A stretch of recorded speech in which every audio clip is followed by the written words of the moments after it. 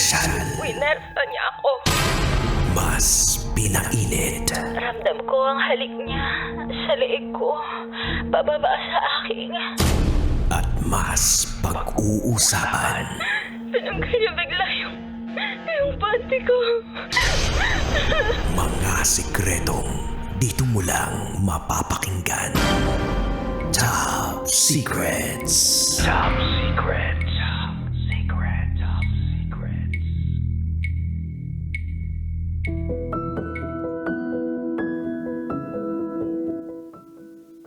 Hi Kabisyo, it's me, DJ Rakitera, and welcome to the program Top Secrets, kung saan pwede kang makapagbahagi ng iyong pinakatatagong sikreto. Kahit ano pa yan, sakit, galit, hinanakit, pait, o pagkagusto na malupit sa isang tao, pwede mo yang ibahagi rito. Itong programang hindi ka huhusgahan, bagkos ay ikaw ay pakikinggan.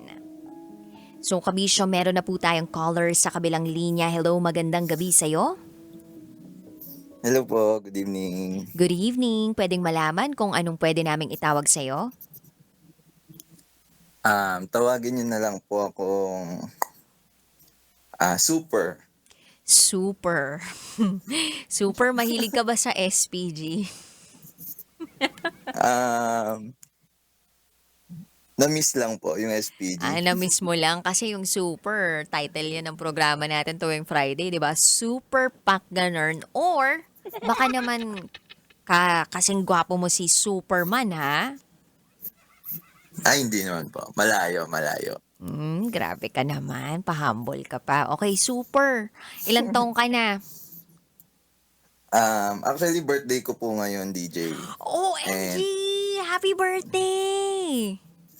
Thank you po. Ilang taong ka na? 27. 27, happy birthday! Super! Wala ka bang pahanda dyan?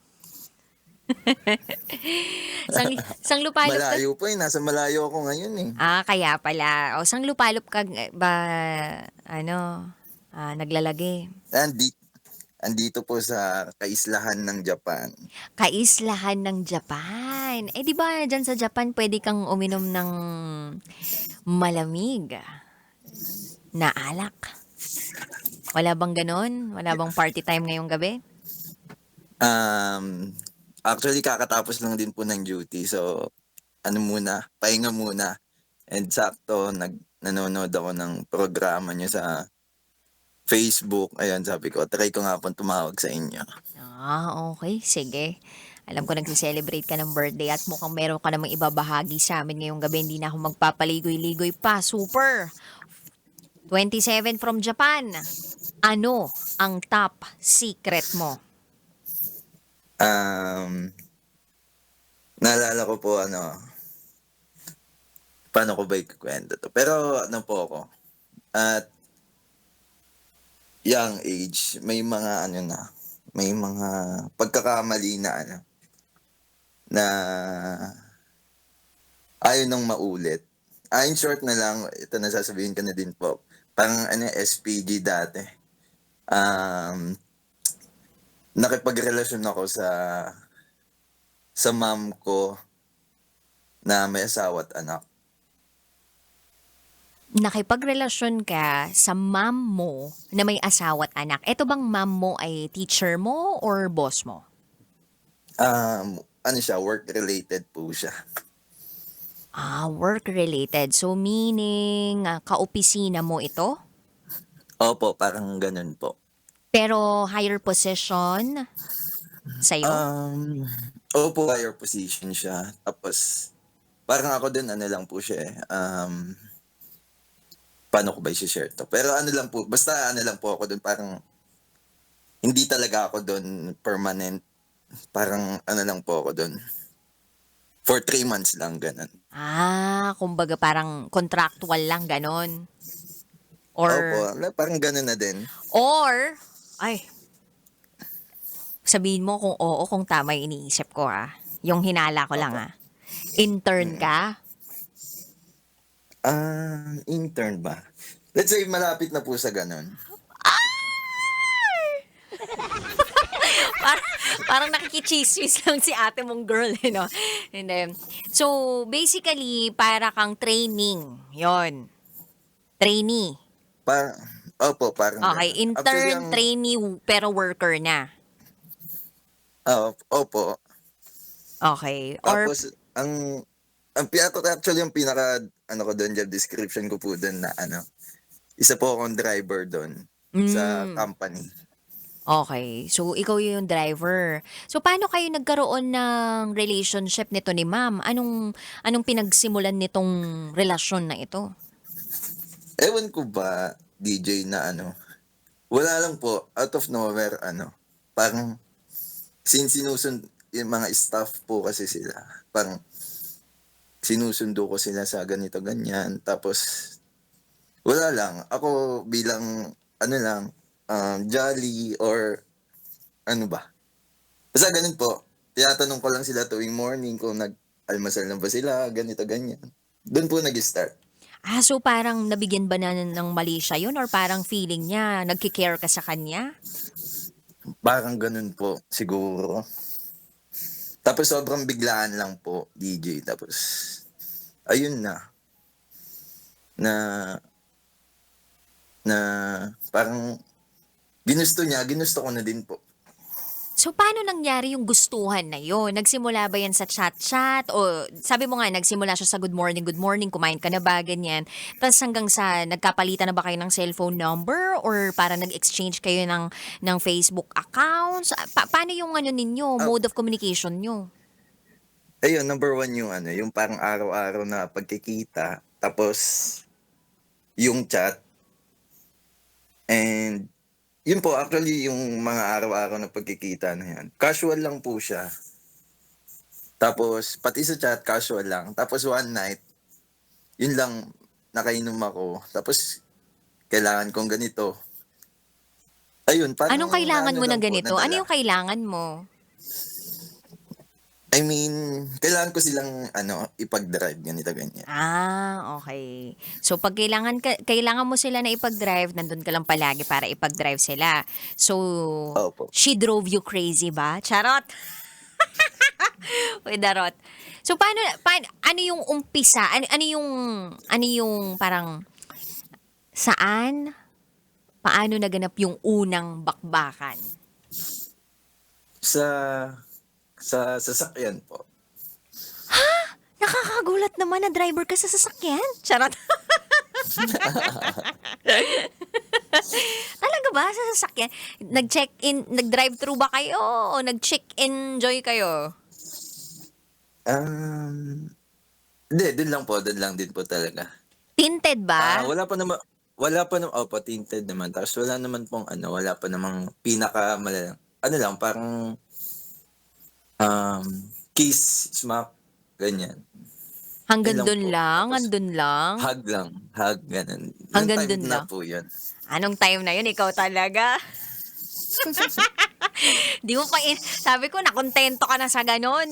O, tapos susunod, lahat-lahat na, ganon. Pinahawak mo na yung cambio nung sasakyan. Hindi pa naman po. Hindi pa naman. Hindi pa. So, pang ilang beses ng pagkikita ninyo, yung pagiging parang duo ninyo o yung pagsusunod ninyo sa isa't isa, nakailan munang labas bago nangyari ang lahat ng yon? Siguro mga after 3 or 2 weeks. 2 or 3 weeks po. Oh, masarap? Siyang kasama? Opo, mabait siya. Mabait siya. So, ano yung naging turning point para itigil ninyo kung ano yung meron kayo? Kasi ako po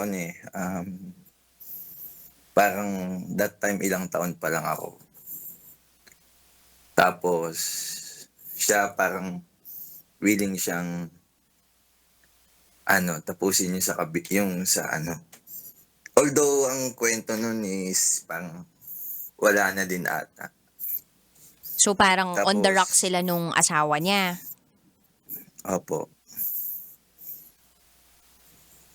Ganun. Tapos, ako parang syempre, nadala lang din siguro ng emosyon. Mhm. ng ano.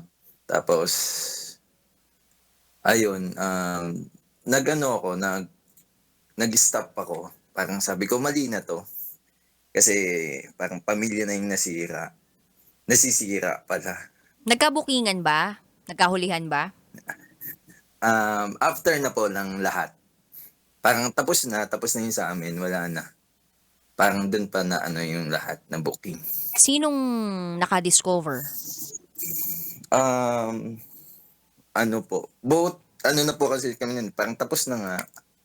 Tapos may ano na, kanya-kanyang buhay na. Yun lang, parang parang nabalikan lang ng partner. Tapos ayun, na booking. Partner niya, Na ano partner na, mo? ano po sa akin, inamin ko pero naano din po parang hindi lahat nasabi. Wait lang.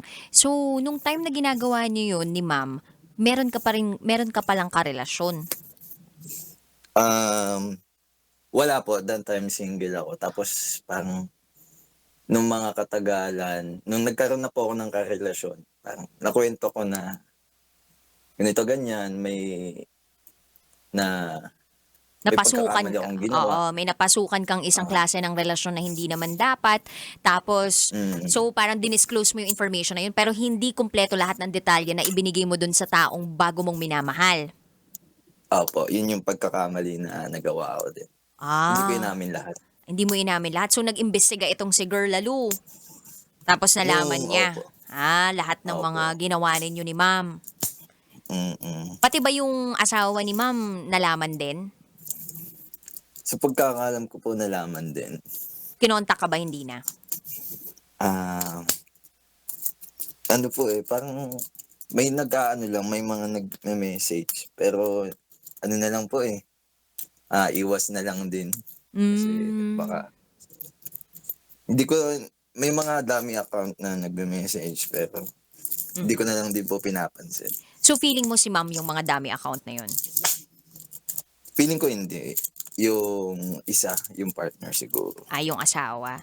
Pero ikaw, Mm. looking back, 'di ba? Syempre matagal lang nangyari 'to. Sabi mo bata ka pa, siguro inisip ko early 20s ka nung time na 'yun or parang late teenage life mo.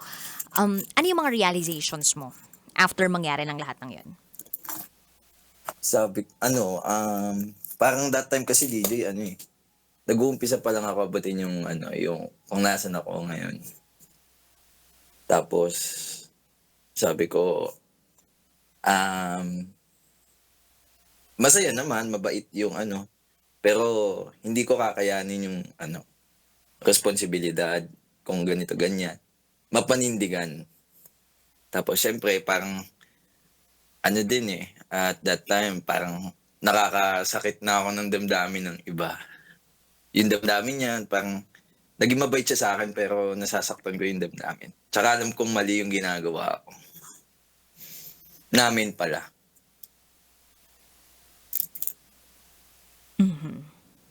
So dahil doon tumigil ka na at pinanindigan mo na yung desisyon mong itigil na yung relasyon na yun at nag-move forward ka na. Opo, ayun, parang sabi ko, para sa alam niyo po yun, parang kasi yung na din po yun, parang hindi ko naman siya kailangan pagsilbihan sa paano ko ba ikukwento to, DJ? Wag na lang po yun. Oo, sa susunod na kasi wala na tayong oras ha. Baka mamay mag-overtime na naman ako dito ha. Opo, DJ. Sa susunod na yon. Pero alam ko na meron ka pang may kukwento sa amin. Kaya naman, kabisyo ha. Kabisyo super. Tuloy-tuloy Yes, po. lang sa buhay. Kung ano man yung susunod na kwento mo, abangan namin yan sa susunod ha. Opo, DJ. May nakakaalam ba nitong Thank you po sikreto mo pala. na iba? Meron ba? Meron din po. Meron. Uy, eto lang muna. Happy birthday! Sweet Thank you, 16 na. DJ. Binati pa kita sa radyo talaga ha. Anyway, maraming salamat Super ha. Dito na natin tatapusin ang ating programa ngayong gabi sa pagbati sa iyo ng happy birthday Super. And sa inyo kabisyo na nakatutok ngayon, maraming salamat. Ganun talaga, matututo tayo sa mga pagkakamali natin sa buhay. This is me, DJ Rakitera, and you're listening here sa 90.7 Love Radio. Kailangan pa bang i-memorize yan? Love Radio. Basic!